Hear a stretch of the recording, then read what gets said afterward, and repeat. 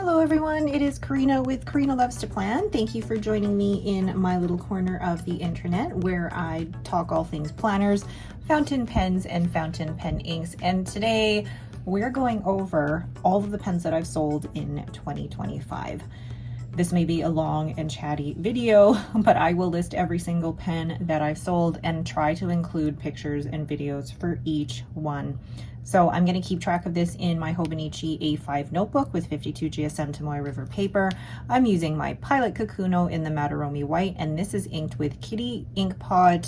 Hold on, what is it? Half Spring Break.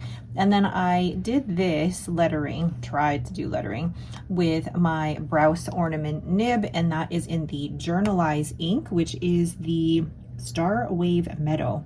All right, let's get started. First, before I go into this, I do want to say that my viewpoint when it comes to selling pens is that I sell pens when I feel like they, one, no longer bring me joy.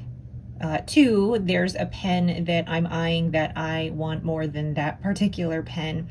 So I'm selling a pen to fund a new pen. And then I asked myself the questions of, would I be really sad if I no longer had this pen in my collection? Is this pen really my style anymore? And if I no longer had this pen in my collection, is this something that I could easily repurchase if I wanted to?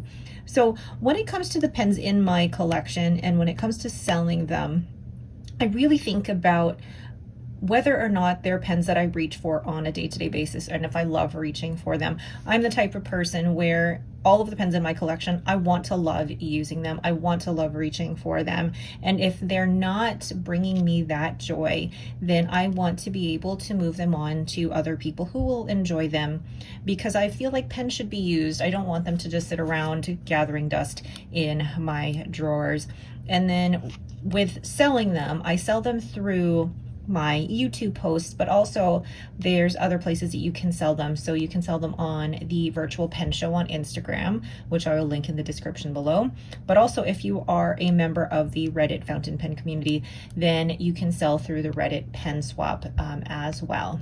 There's also Facebook groups that you can sell through for fountain pens, or even eBay. So there's different ways that you can sell your pens if you ever want to cull your collection. All right, so going from there, the first pen that I did sell this year was actually a pen that I didn't feature too much on my channel. It was actually a Pilot Kakuno that was done with urushi and white Rodin. Sorry, white urushi and Rodin.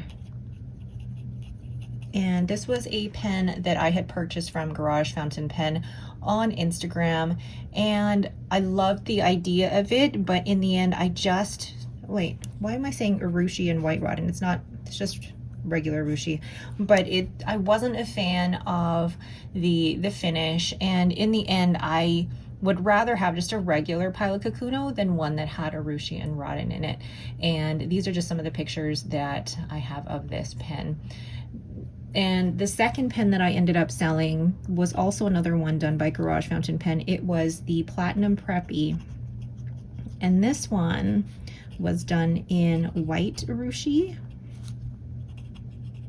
And I loved the look of it, but I think I was going through a phase at the time where I really wasn't happy with how it was writing, and it was a Platinum Preppy nib, 0.3 millimeter nib, and I don't know, I think I was just kind of in that phase where I wasn't enjoying writing with these. The texture of the urushi and the Rodin on it just wasn't really comfortable in my hands. They're beautiful pens, but they just weren't for me. So those are the first two pens that I sold.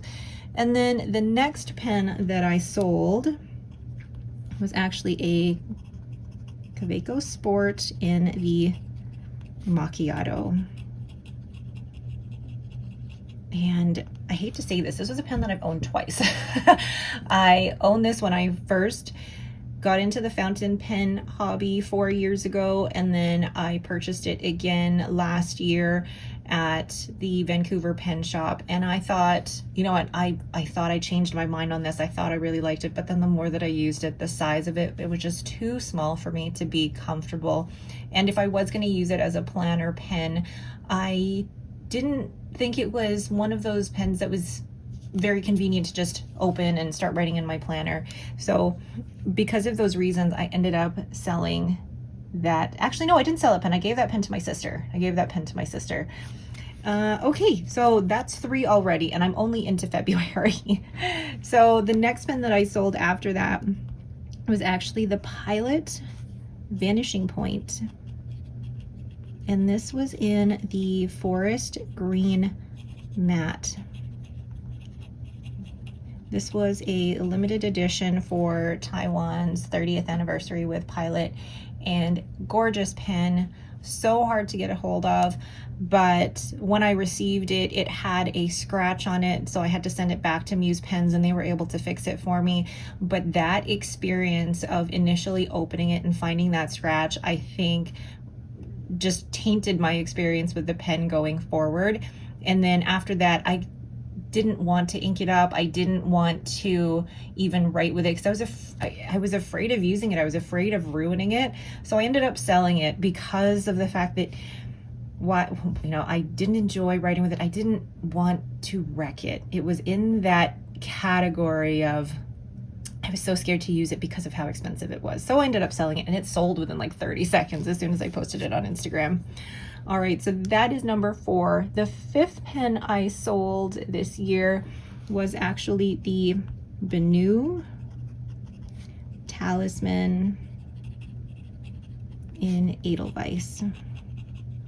Now, you know, my relationship with Benus is kind of tumultuous, let's say, because I have tried multiple Benus. I've tried the Euphoria, I've tried the Talisman, and I've tried the new Oat series, and it's been hard for me to find a Benu that I like. And Talisman, the Edelweiss, is such a pretty pen, and the nib writes beautifully, but there was just something about it that I was kind of like, it's not for me. I would rather have another pen in my collection than the Benu Talisman. So I ended up selling the Edelweiss. Beautiful pen, but just not enough for me to want to keep it and to continue writing with it. I feel like I'm going through these really fast. All right, the next pen that I sold after that, so number 6 is actually a Just Turnings Deluxe model in the Aussie abalone. And this particular pen actually came with interchangeable finials, and it was so fun working with Steven to be able to find the different finials or colors that would work well with this pen. And it's such a fun pen, but I think over time I grew out of this swirly pattern, and I feel like that's what's happened with my collection this year and what I've purchased this year. My love for everything swirly like this is I'm kind of moving on from that. If you see some of like the pens that I've purchased towards the latter half of this year, not to say that it's a bad pen at all, it's a gorgeous pen and it writes beautifully, and I love the interchangeable finials, but my taste changed over time. So I'd rather pens be sold and go to a new owner who's going to appreciate them and use them more than I will. All right, the next pen that I sold was the, I have my list here on my iPad, the Magna Carta Mag 650. And this was, I don't remember, this was in the dusty pink. I purchased this at the San Francisco Pen Show, and this was a spontaneous purchase. I knew that I wanted to try the flex nib, and then I saw this model, and I remember I was at the table with Kirsten, and we had a great time choosing the one that we wanted. And for the first few months, I thought, you know, I could really try making this flex nib work, but for me, it wasn't enough to want to use this pen just for titles or practicing calligraphy or anything like that. I wanted to be able to write with this on a day-to-day basis, and I had to wrestle with this in my head quite a bit to try and figure out, okay, is it okay that it's not for everyday writing, but it's just for titles? And at the end of the day, I said, you know what, I'd rather have a pen that I love using, and this wasn't one of them, so I ended up selling it. Oh, okay. You know what, when I'm going through this list, it makes me sound like I'm really flaky with all of my pens, but I think over time I've become more cognizant of my preferences, but also over time, the more pens that you try and the more that you write with different papers and different inks, you really get to figure out what your preferences are. All right, the next pen that I sold, was also something that I purchased at the San Francisco Pen Show. It was my first Mayfair pens in the pocket model, the Naria, and it was in English Garden. Now, I loved the construction of this pen. I love that you could screw the cap to post. I love that it was an eyedropper pen, and it worked so well with the Yovo nib. But I found that just even the action of having to screw the cap on or screw to post to be able to write with it was just that extra step for me that I was like, I can't. And that sounds like I'm being too picky, but I mean, I loved the pen. I still have a few Mayfair pens that I love, but I think the pocket pen is just not for me. And you'll notice that I've tried a couple of other pocket pens, like for example, the Kaweco and later on the Niblett. Pocket pens just aren't for me, and no matter how wide or narrow they are, they're just, I don't think they're for me. So I ended up selling the Naria. The next one I didn't sell. I actually gave this to my husband, my Laban 325 in Cambridge. And I gave this to my husband because it has a medium stub and he loves stub nibs. And I remember deciding to give this to him because I was just going through my collection and I was either going to sell it or give it to my husband, and he wanted the pen and now he loves the pen. So I gave that one to my husband and he's been enjoying that pen. And he's also making me clean it. If you know my husband, I get to clean his pens. Saying that, I still have a Laban 325 in the snow, and that has an extra fine nib, and I love that pen. But I'm getting to the point where I don't need multiples of every single pen in my collection.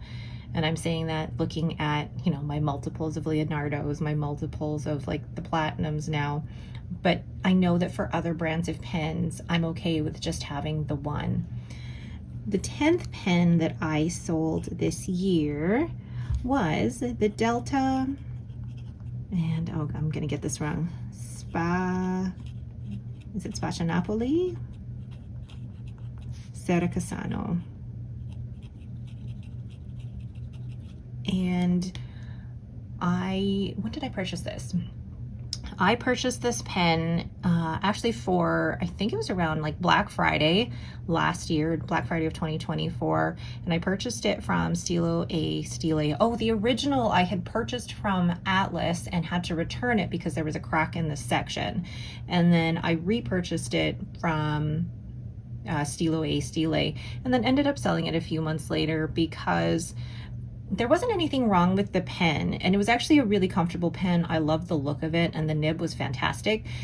But there were other pens that I wanted in my collection instead of that, and I think I sold a few pens or was selling pens around this time to kind of help fund other things that were coming, like the Pacific Northwest Pen Show and the San Francisco Pen Show. So great pen, just not for me. So then after the Serracasano, I ended up, actually this one was a surprising one, but I don't regret it at all. I ended up selling my Esterbrook Estie in the Petrified Forest. That one surprised me too. I had to think about that for quite a while, and this is actually heading into September.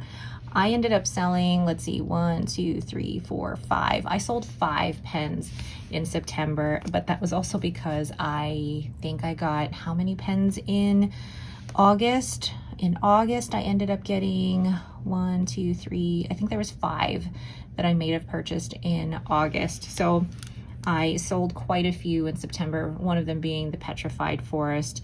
And one of the reasons why I made that decision to sell is because I got to the point where I have so many beautiful Esterbrook Esties, and I'm grateful for every single one, but I do not need that many Esties in my collection. I've now been able to, you know, cull my collection down to the Esties that I really, really love, and I don't foresee myself selling any more of those.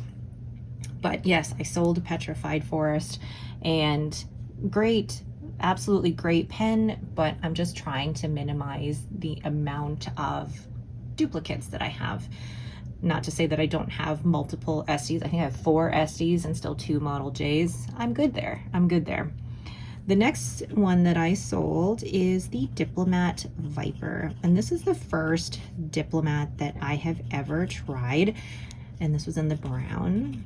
And this was sent to me by Blesket Canada to review, and I'm so glad that I got to give this a try because I love the metal snap cap on this. It was such a fun thing to play with, and the nib, the fine medium nib, which was a hooded nib, was actually really, really great. Very smooth, very wet nib. I enjoyed the pen for the time that I had it, but it just wasn't for me, and I would rather use the funds selling this pen to be able to fund a different pen. Number 13 is the Benu Talisman in the Northern Gold. I really wanted this, this particular Benu to work for me. I loved the gold nib. I loved the color of the body and the amber in the clear areas of the section. And the shimmer. It's such a beautiful pen, and the fine Schmidt nib. Like I do like the fine Schmidt nib. It's lovely to write with. But again, it was one of those that I was like, are there other pens that I would rather have in my collection other than this? And that's what it basically came down to. I had to ask myself, are there other pens in my other pens out there that I would like to purchase more than I would like to keep this pen? And that's what also helps me fund other purchases. But also, I had purchased so much at the San Francisco Pen Show that I felt like I had to get some of that back by selling other pens in my collection. The next one that I sold was the Esterbrook Niblett in the Botanical Gardens. Now, when I sold that particular pen, I did not sell this for anywhere near what the SRP, or the standard retail price. I sold it for what you could normally get a Kaweco Sport for. I was gifted this pen by Esterbrook for review, and then I basically sold it for the time and the effort that it took me to be able to create a YouTube video and content for it. And then I did not want to sell it for the SRP that it normally sells for. But it's a beautiful pen, but for me, again, pocket pens just aren't for me. Like, I really love the Botanical Gardens, Botanical Gardens resin, as you can see here, but the pocket pen, the size of it is just not for me. After that, number 15, I ended up selling my Narwhal Nautilus, let's learn how to spell here, in the Turquoise Dream. I got this from an Atlas Experience pen sale. And this was an Atlas exclusive with a resin from, I'm gonna get this wrong. I forget the name. Starry Night Resins, I believe it is, Starry Night Resins. And gorgeous. I went through a whole like turquoise pen phase. If you saw, my Franklin Christophs and the Wancher that I got, there's a whole teal phase going on there. But at this point, I also realized I already have my Narwhal in the Voyage Tromso with a fine nib. I did not need two Narwhals with the same nib in the same model, so I decided to sell this one. That was a really hard decision to sell this one, but I don't regret it, and I know that it's gone to a good home. So now we're at October, and basically up until, was it the end of September, I have now sold 15 pens. I'm just getting that right, 15 pens. And now we're heading into October, and October I ended up selling 1, 2, 3, 4, 5, 6, 7 pens in October. So the first of those pens that I sold in October was the Zodiac Penco Virgo model in abalone. This was one of the first pens that I ever purchased from Bart, and still such a beautiful, beautiful pen.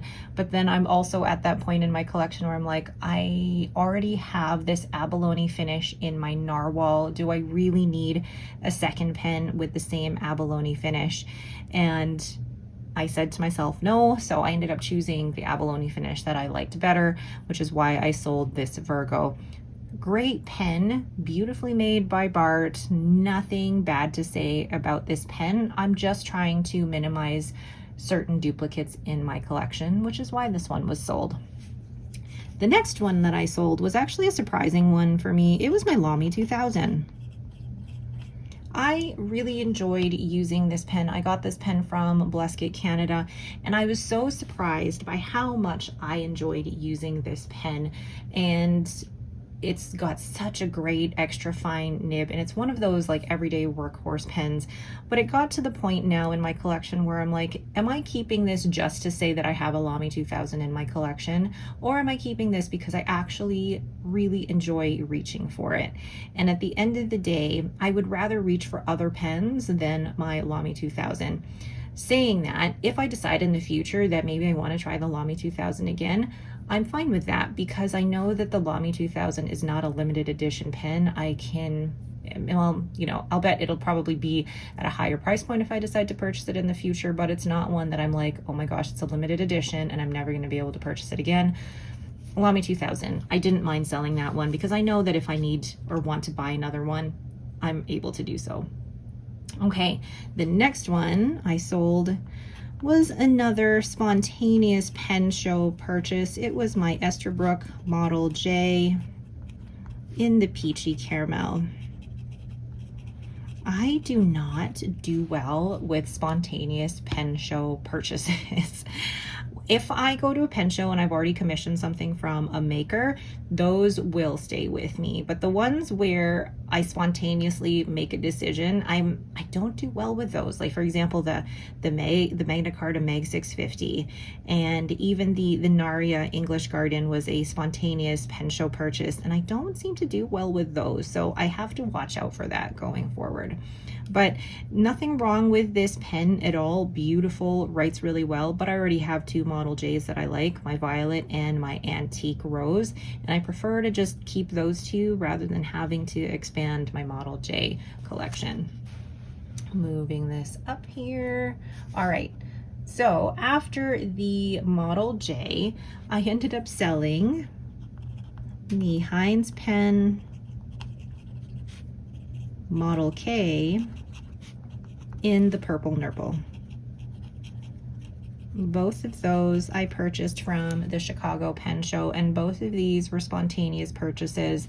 Again, not a bad pen, nothing wrong with the pen. I just over time realized that my spontaneous pen show purchases aren't always the ones that I end up loving for a longer period of time. And I don't know what it is. Like, I love them in the moment, but I'm also the type of, you know, person that purchases that really needs time to consider what I'm purchasing to make sure it's something that I'm going to love for a longer period of time, rather than just that initial, I see it at a pen show and I need to have it right now. I need time to think it over. All right, after the Hinze pen, I ended up selling another Esterbrook Estie.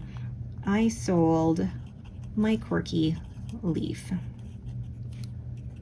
And this one was sent to me by Esterbrook themselves before the San Francisco pen show last year or after, somewhere. I cannot remember, but again, I got this one with a medium nib and I had it ground to a reverse architect by Kirk Spear. Really fun nib and a really great colorway. So different from their cracked ice resins, but again, it was coming down to the point of, do I need this many Estes in my collection? And when I had to pick and choose the ones I really wanted to keep, Quirky Leaf wasn't among them. And I ended up swapping the nib out and putting it on a different pen. I think I did. I can't remember now. But it was just one of those pens where I'm like, it's beautiful and I can appreciate it without having to own it. So my Esterbrook Estie in the Quirky Leaf. And we're coming down to the last few here. The next one that I sold after that, so number 21, I sold my Silver Burl. And this was in the Silver series. And I sold the Strata Quartz, my first Strata Quartz material. Why did I sell this? I now have, well, after I sold this, I still have 2 pens in the Strata Quartz material, my Leonardo Momento Zero and the Via Latea, as well as my Walltown pens in that Strata Quartz material. And I realized, again, I do not need 3 of the same material in different pens. And I ended up, you know, out of the 3, I ended up choosing the Silver Burl. I love the custom, I can't remember the, oh, the clip, the custom clip and all of the detailing and all the silver glitter on the finials. But at the end of the day, I ended up choosing the other 2 pens. Nothing bad about this pen. It's just a personal preference. All right, the next pen that I ended up selling was another Zodiac Penco. I'm gonna cut this off here and basically say that I have nothing bad to say about Bart's pens. Bart is an amazing maker, fantastic person, good friend of mine. And Bart, if you're watching, I know you're probably like, why are you selling off my pens? And I ended up selling the Water Lily Koi. And this was in the Virgo model. This was actually the first pen that Bart ever made for me. And part of me wanted to keep it for sentimental reasons, but I still own a few of my Zodiac pens. So it's not like I don't have any of his pens, but it was, again, one of those things where my taste for that particular swirly pattern, I just don't, it's not one that I normally go for now. So those swirly patterns, I feel like I've grown out of that to say, just because of the way that my taste and my collection has grown since then. Beautiful pen, a lovely writer, and Bart's done an amazing job with creating a very comfortable pen to write with, but my personal tastes have changed over time, which is why I sold it. And then Bart, you're gonna hate me, I did sell another one after that. It was the Cancer model in the primary manipulation light. I have learned that the Cancer model isn't the most comfortable for me, but saying that, I do have my original 3 Olives Martini in a Cancer model, and I will not be selling that because that one is just, yeah, that one is gorgeous. Love that. I will not be selling that. But again, for this one, it was more just a matter of it wasn't comfortable, and I was really just trying to minimize what I have in my collection. All right, we are down to the last 3, and I appreciate you sticking with me for this long.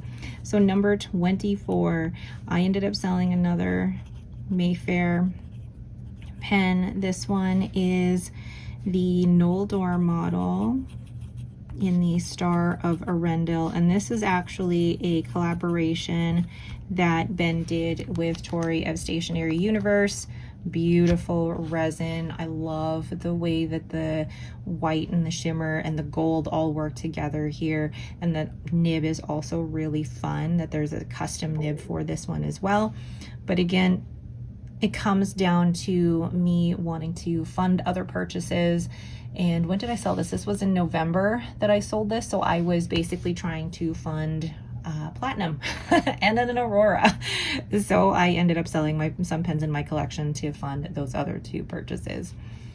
And then number 25, another Esterbrook Estie, which to me, it's surprising to me that I have sold this many Esties considering where I was 2 years ago and how I basically wanted to own every single Esterbrook Estie there was. And now I'm like, I don't need to own every single one of them. I can have maybe my core collection and I'm good. So I ended up selling my Coffee Monsters Co. or the TCMC one, and let's see, it's got, I loved the emoji nib and the swirls on the grip section, and I love everything that came with it. But again, at the end of the day, if I had to choose like my top 4 Esterbrook Esties, then this one would not have fit into it. So I'm just looking at the collection. How many Esties do I have now? I think I have my core 4, and I don't think I'm gonna add any more to that. So again, Esties, I love them. I love the way they write. They're one of my most comfortable pens, but I don't need as many as I had originally at the beginning of the year. And then last but not least, number 26, the last pen that I sold this year was a Mayfair pens, and this was in the Nulor, and this was in the Amethyst satin. And again, this comes back to, was this a spontaneous purchase? Because I was looking at the different models that Ben had been posting before the San Francisco Pen Show, and this was one that I was eyeing. But again, I feel like it was one of those spontaneous ones where I really liked it in the moment, but then when I come home, it's not that I have buyer's remorse. I feel like I'm really working on, I'm not working on my taste. It's just that my tastes have changed over time based on, you know, what new pens come out and things like that. So I ended up selling the Amethyst satin, and now in terms of the pens that I have from Mayfair, I have 2.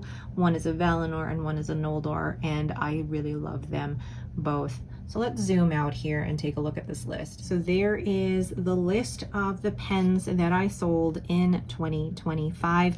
When we compare that to my previous page, the amount of pens that I had acquired in 2025, the total that I had acquired was 35, and then the total that I had sold was 26. So essentially, I've only increased in number, or the net of all that is 9 pens increased in 2025. I don't know, make of that what you will here, but for me, when I look at the list of pens that I've sold, it really tells a story of what my tastes and preferences and priorities are for 2025. I'm really learning what I like in terms of, you know, the body, but also the nib. You'll also notice, like, from the pens that I've purchased in 2025, my nib preference is going with a finer nib. So I'm selling some of the ones that are, you know, a little broader, I guess. But also, while I love maker pens and I love the people behind the small maker pen companies, I am trying not to purchase every single one of the maker pens that comes out. I appreciate their craftsmanship and the engineering that goes into every single one, but I don't need to own every single one that comes out. All right, but that is it for me. Thank you all so much for watching and letting me chat through all of this. Now, saying that, I know that there's probably a lot of people out there who don't understand why I would sell my pens once I've purchased them. And for me, I feel like the way that I purchase pens is also very intentional, and I know many people are like that. But I also know that my tastes change over time, and I'm very happy with my collection being fluid. I don't want to hang on to a pen just in case my tastes will change back to preferring that pen. I'd rather have my collection be what I enjoy at this moment in time. And the great thing about YouTube is that it does allow me to record or basically keep track of how my collection changes over time. And I love that. I love that. All right, if anyone has any questions about any of this, please let me know down below. But otherwise, don't forget to hit that like button and to subscribe. Thanks for letting me chat through this, and have yourselves a great day.